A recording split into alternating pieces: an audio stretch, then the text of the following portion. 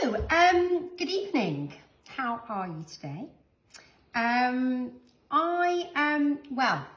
had a little rummage in the cookery school freezer and found this little pot of beauties, some little king prawns that actually we had left over from a Friday night's pad Thai night. So I thought we'll recreate the Friday night's pad Thai. Even though it's a Monday. Even though it's a Monday. Days have lost their absolute. I've got a little glass of wine tonight. It's into our 6th week of lockdown. Mm-hmm. So cheers, well done everybody, particularly you, Libby. Apparently the government has said something tonight which isn't very optimising, but nonetheless we shall remain. We will power on for sure. Now this is a bit of a lockdown pad Thai because we're having to have a bit of a substitution of ingredients. For example, I couldn't get ribbon rice noodles. I've got vermicelli ones, but they'll be fine. Couldn't get salted peanuts, had a few random regular ones. Couldn't get tamarind paste, but a tablespoon of tamarind paste, you can substitute a mixture of sugar and lime, but couldn't get lime, so got lemon. So we're having a sort of tamarindy sort of substitute. Couldn't get mange tout, got green beans. Couldn't get banana shallot, got onion. There you go. Pretty much everything else is okay. Plus 2 little eggies from the girls for us tonight. So we're going to whiz this together. We're going to have this for supper, and yeah, excitement. So with most stir fries, it's actually all about getting yourself organised beforehand and getting everything sort of ready and prepped before you cook. So we're going to sort of head in on that front first of all. I'm going to make my magic flavouring mixture, which is generally always with Thai food a mixture of brown sugar and fish sauce, which is their regular seasoning, if I can get into this. And fish sauce is a funny one. It's sort of like on its own, but really quite nice when it's mixed in with all these other lovely flavours. Are you reminiscing pretty much this time last year on your travels, Libs? Yeah. You could get a banging pad Thai in Thailand. My family hates, Mum doesn't mind, but the rest of my family take the absolute mick out of me for mentioning my gut feel. But I'm going to do it anyway because I had a brilliant time. You could get probably the best pad Thai I've ever eaten for about 50p, and then you'd go to the loo and see all the chicken in a bucket by the loo, which was by the kitchen, which was gross. But I didn't get poorly once, and it was amazing. So. And you ate meat them? Yeah, I ate meat then, so I was absolutely fine. But that pad Thai was amazing. So we were having a discussion. You're almost better eating meat when it's been really well cooked than sort of salads which have been washed. If you're going travelling, yeah, for sure, I would say that anyway. And also try pad Thai because it was glorious. Anyway, can't promise, but Libby has been excited about this all day. I woke up this morning thinking about the fact that having pad Thai for dinner. That is the extent of sadness my life is reduced to. And she's the opposite, Vida. Her pyjama bottoms, a running top, a very attractive scrunchie. This is not a running top. I've got a stain on the boot, which I won't show you, but I stained. I haven't washed my hair in 5 days. Drinking a gin and tonic. Anyway. I'm coping well. So, chilli. Red chilli, green chilli, big chilli, small chilli. Don't really mind. Top off. Seeds out because I'm a wuss and I don't like too much heat in my pad Thais. We've been doing some cracking series, haven't we? Killing Eve. What was last week's series? Unforgotten. Oh, which is incredible. It's goodness. on Netflix, and we've watched it for a while now. So it was the 3rd season that was released. Okay, if you want to binge, do binge Unforgotten. Absolutely fabulous. Right, as you can see, I'm cutting this chilli inside out into super long strips. And then what I'm going to do is chop it super finely and pop it in with that mixture. Now I've put 3 tablespoons of soft brown sugar, 3 tablespoons of fish sauce in a little bowl. I'm going to add the chilli, and then I'm going to put my tamarind substitute. Now, I'll just pop that in. Oh, a bit more of a chop. Under chopped there a little bit, Libby. Okay, so that's going in.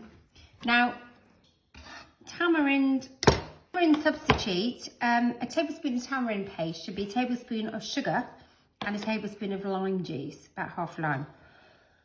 This recipe calls for 3 tablespoons. it's got a lot of sugar in it already, so I'm going to go a bit lower on the sugar here. I've got just under another tablespoon, and I'm going to put a good half of lemon. Now, it's already starting to smell. That just smells like a pad thai. Yeah, all those lovely sort of salty, savoury flavours. Now, I might need a little bit more lemon in this. So That's great as well, because obviously right now, if you didn't have tamarind paste and sort of the kind of thing, you can just go to the supermarket and pick up on your way home. That really does have a sort of tamarindy sweet, smell. savoury smell. Now, I might need to add a bit more lemon. But I'm just holding that. I'm going to clear my chopping board and return. It's a winning recipe on one of our Friday night is courses, so much so we actually repeated it. It was an AJ recipe. AJ still is alive and well. Spoke to him today, sends his best. He's still super busy with the amazing Hive project. His recipe had some mange tout in it and then really thinly sliced. Now, I don't have that. I've got some green beans. So what I'm just going to do, I've just topped and tailed them, and I'm just going to chop them on a bit of an angle. Pretty fine, to be honest. Pad Thais are all about a sort of Crunch. Fork full of all sorts of yumminess. In fact, we were chatting that today we were doing a bit of brainstorming, AJ and I, on a Monday morning. If we can't open Friday night is by September latest, we might do a Friday night is takeaway night with AJ, Manuel and me cooking up all sorts of bags of niceness. So I'll keep you updated on that front. So we're going to chop up those green beans or mange tout. Salad onions, spring onions, just take those bottoms off. These are beauties. They are These are thick. gorgeous. With 2 C's. So just take the really big green bits off. And what we're going to do is chop those, try and get them on as much of a... And how many? We've got 4. We've got 4 of those. Although one would assume we wouldn't need that many because they're quite big. Yeah, I mean, I might actually just do 3 of those libs. And also, we want to be economical. We do, so we're going to times. have 2 more of these. Let's take that one away. Okay, so I'll just have a little chop. Now, all of these onions and green beanie things are going to go in at the same time as 100 grams of bean sprouts. But, you know, again, at the minute, it's a little bit like what you've got. So you've got 50 grams, got 100, 200 grams, just sort of adapt. And, you know, I wouldn't be worried about putting some pepper in this instead of the green beans. Just be, you know, a little bit sort of fluid with your ingredients. For sure. Now, ideally, you'd have a banana shallot here. I've just got a little baby onion instead. So take the stalk off through the root. Okay, so I've topped and tailed these. What I'm going to do is I'm just going to slice them. Oh, knife skills, my one.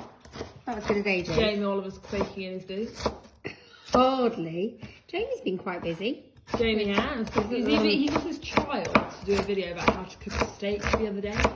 He's about 8 years of age. I thought, what 8-year-old's going to relate with Buddy Oliver about how to cook a flipping steak? Quite good, you know, good though. Get the Oh yeah, in the good kitchen. life skills, Good for life sure. skills. Right, okay, chop my onion. The onions are going to cook at the same time as those lovely prawnies. We're just getting everything super ready. Yeah, because it literally takes minutes to cook. Right, a couple more things I want to chop. Some lovely coriander here. I'm just going to give that a good wash. Okay, I'm just going to chop off those stalks. We don't actually want those. And then just get everything to a little roll. And then across. Really does make it much easier if you can roll it up. To begin with. And then I'm just going to do a couple of cross chops. But I want it quite chunky because it's all about rusticness. I like them big. I like them chunky. I like them round.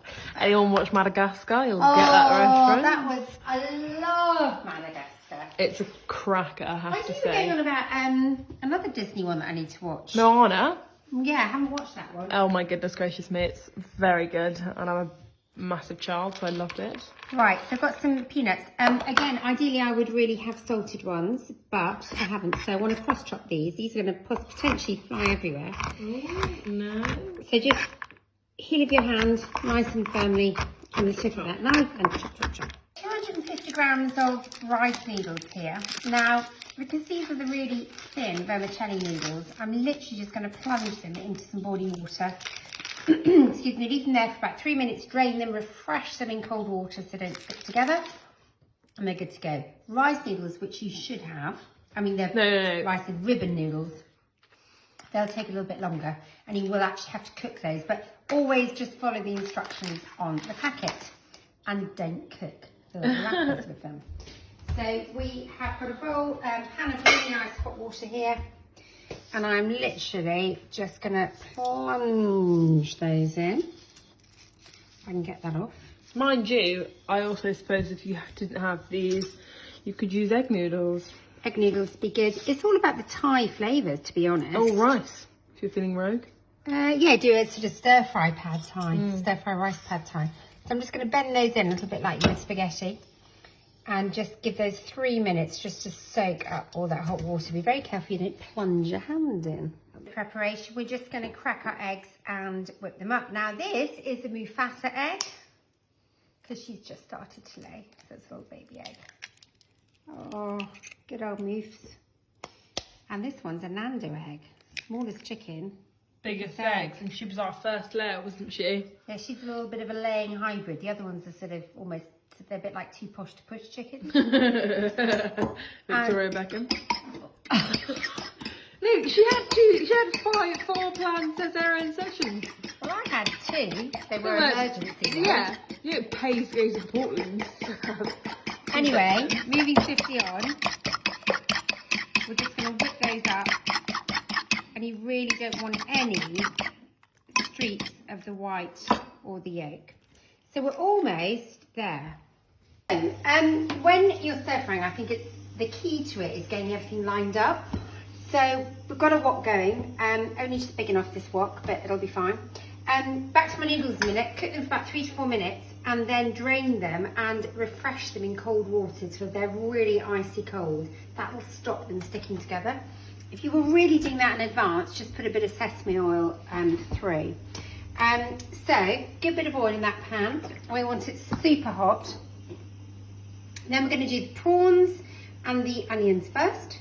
We're going to add the egg, then the noodles, and cook that through. We're going to put the sauces in, which are the sort of tamarind substitute and your sugar fish sauce chili mix. We're going to throw in the spring onions, bean sprouts, green beans, and then add half the coriander and nuts, and the rest is going to go on top. So this is going to be a little bit fast and furious.